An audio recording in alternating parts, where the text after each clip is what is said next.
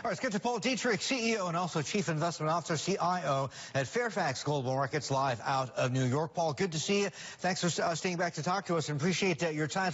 So what did you make of this? I mean, we'll get to the whole pharma getting away with murder in just a bit. But this whole press conference, I mean, very few people have seen anything ever like this before. I think this is just the start. We're going to have to get used to this for the next 4 to 8 years. Oh, my goodness. Okay, so, I mean, you know, as a guy in the markets, we know that every time President-elect Trump tweets, somebody tries to make money off it.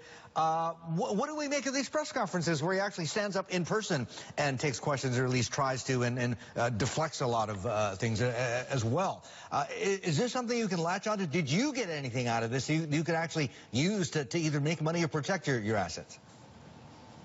Well, it was an interesting press conference, and obviously the markets, if you saw how they reacted to the pharmaceutical comments, it did affect the markets. But I think we're going to see fewer of these types of press conferences because he's figured out that tweeting is a form of communication, and he can just go over the heads of the mainstream media, and I think he's going to continue to do that, and we're going to see very, very few of these types of press conferences.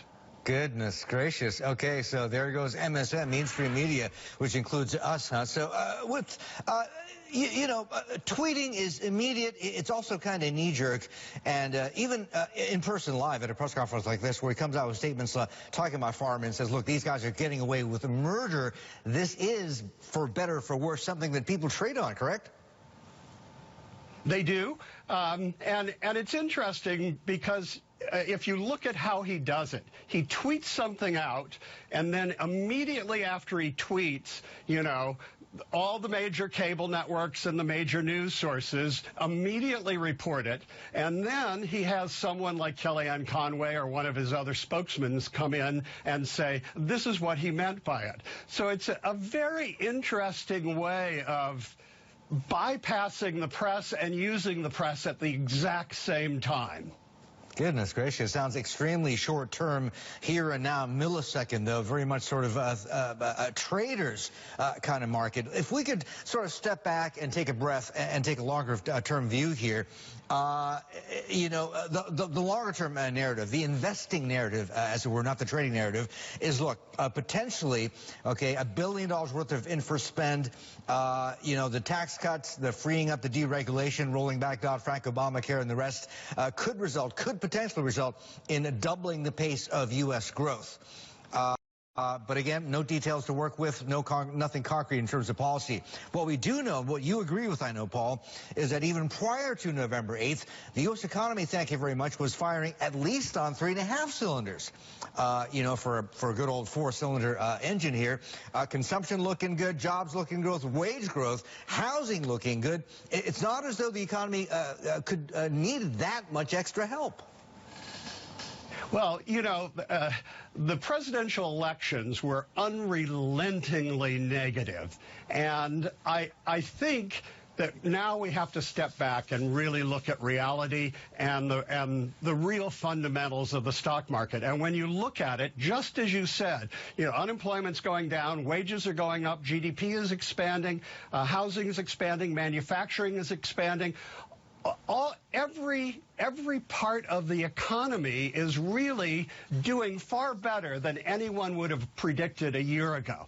So President Trump, or President-elect Trump, is going into his presidency with kind of the wind behind his back. If he then is able to get through the tax reforms, which I believe he will, and the regulatory reforms, which he can pretty much do by himself without a lot of congressional interference, and the $1 trillion infrastructure spending, which I believe more Democrats will vote for than Republicans, so it's definitely going to pass.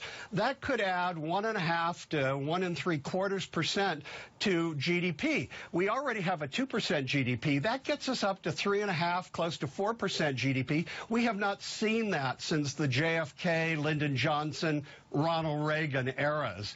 And if you think about it, pricing the stock market right now at 2% GDP is one way, but when you start looking at almost doubling GDP over the next 10 years, you have a very different pricing of the stock market.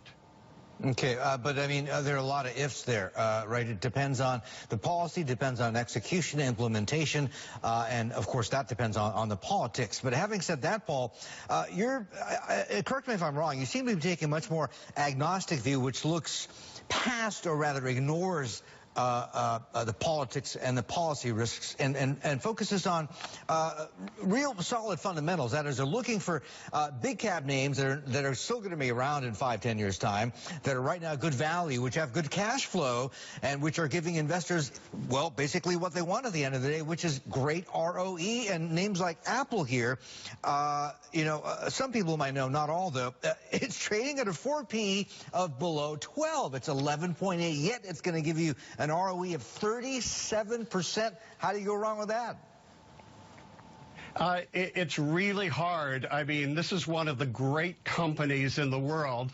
It has kind of, as Warren Buffett says, a moat around it, in the sense that once you get into the Apple, Mac, iPhone, iPad infrastructure, you're locked in forever. I mean, the thought of buying something else and moving all of your data, you would just want to commit suicide before you would do that. So people are going to continue to buy these products. And what they don't understand about China is that, we had that big run-up a couple of years ago in China, but people in China are smart, just like they are in the United States. They're going to keep their iPhones and their iPads for 3 or 4 years before they trade them in. And so people have said, well, they didn't sell as much last year as they did that big first year that they were introduced.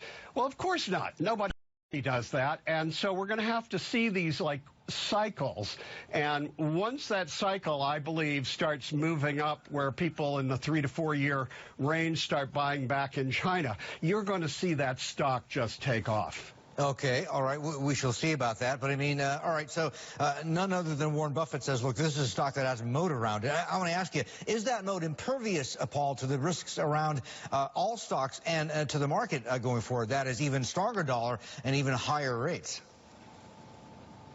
Well, I mean, all of that, companies like Apple and GE and all the big international companies, they know how to hedge against those sort of things. And so I don't think that's what their worry is. They're looking just for higher earnings, higher revenues.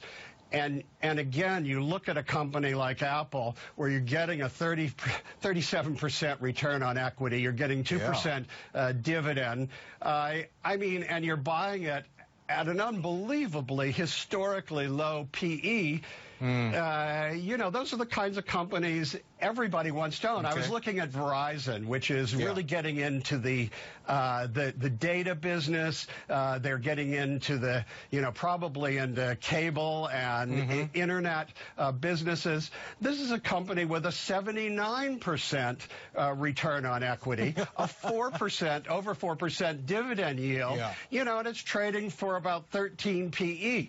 Okay. This is the time to load up on value stocks, and that's what we do at Fairfax Global Markets. Fair enough. Fair enough, Paul. Great to talk to you. Appreciate it. The time. Do it again soon. Paul Dietrich there, Fairfax Global Markets, joining us live.